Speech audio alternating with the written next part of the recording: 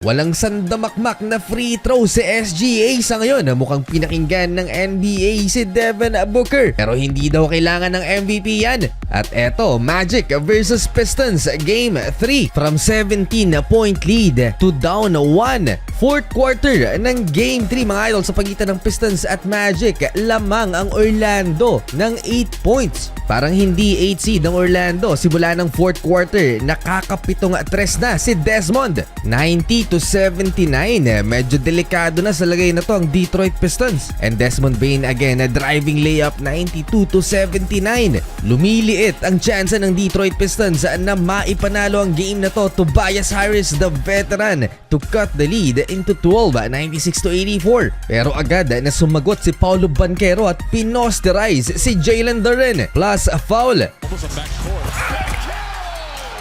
Halfway ng fourth quarter mga idol, manageable pa ang lamang ng Orlando Magic dahil sa putback slam na to ni Jalen Duren. 11-point Orlando Magic lead. And more from Detroit Pistons, Cade Cunningham naman, and one basket kontra kay Jalen Suggs. 99-91.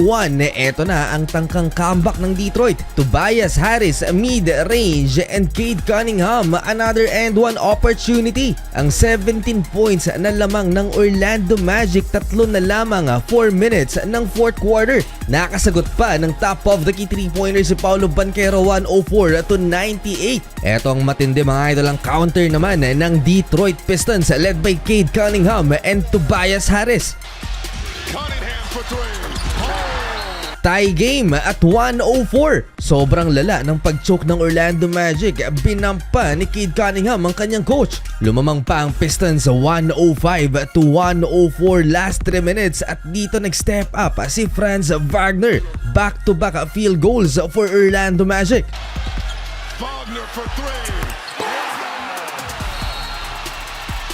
Last 1 minute mga idol, another attempt by Franz Wagner, but Wendell Carter Jr. huge offensive rebound. May chance pa ang Detroit Pistons 2-possession game. Nag-commit ng turnover si Cade Cunningham. Crucial turnover at ang sumunod na nangyari ay mala Tyrese Haliburton na dagger shot ni Paolo Banchero. Pull up three. Off the heel.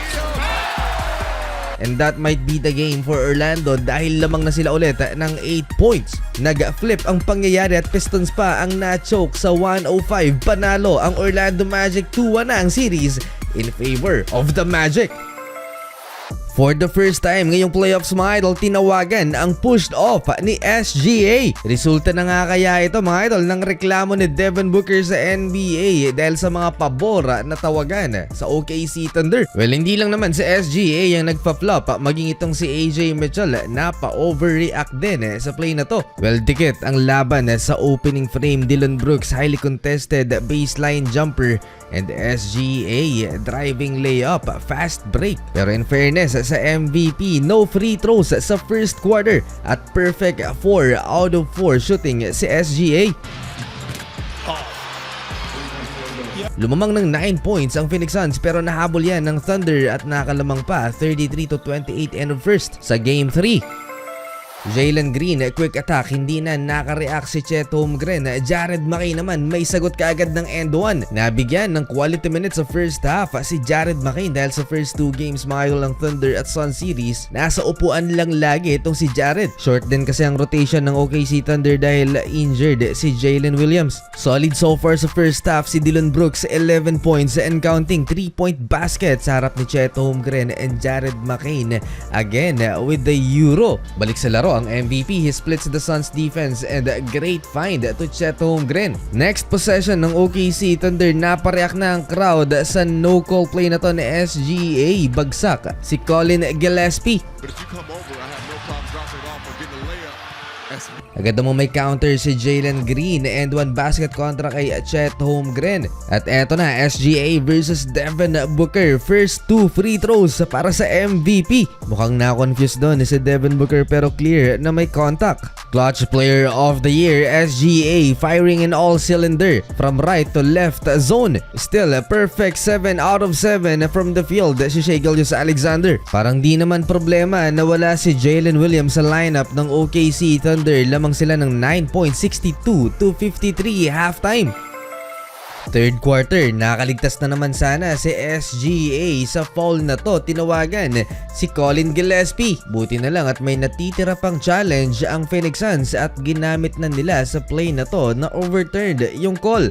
Bad news naman for the Phoenix Suns dahil na-injured si Devin Booker at kinakailangang bumalik ng locker room. Tumagal ng ilang minuto bago nakabalik sa court si Devin Booker. Ozo Iguodaro supalpal ni Chet Holmgren. Clean block. SGA naman lumusot sa dalawang defender ng Phoenix Suns. Still no call. Humihingi na ng tawag mula sa official itong si SGA. Napaka-smooth ng galawan ng reigning finals MVP. 25 points, shooting 11 out of 12 sa field. From 11 points, OKC Thunder lead down to 6 dahil sa 3-point basket na to sa left corner ni Devin Booker. X-Factor si Alex Caruso mga idol sa offense ng OKC Thunder, 10 points and counting. Napa-take over naman si Jalen Green mga idol, 8 straight points for the Phoenix Suns. Sagutan silang dalawa ni SGA. Another triple by JG sa left wing and SGA baseline midi again. Manageable ang lamang ng Thunder mga idol, 87-79 end of third quarter.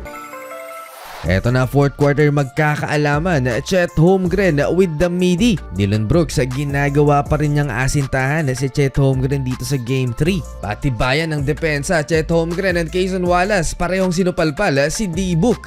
8-minute mark, balik sa court si SGA versus Devin Booker. Wala pa ring end one basket si Shai Gilgeous-Alexander mga idol. Pero napaka-impressive ng shooting niya, above 80% pa rin dito sa fourth quarter. Statement game for SGA na kahit wala gaanong free throw sa game na to, kaya niyang mag-perform on a high level. Ika nga, subok na. Kaya naman gigil na gigil siya mga idol sa play na to at sinabi pa nga, I don't need it dahil sa no call. Beast mode ang MVP still kay Devin Booker and the Slum.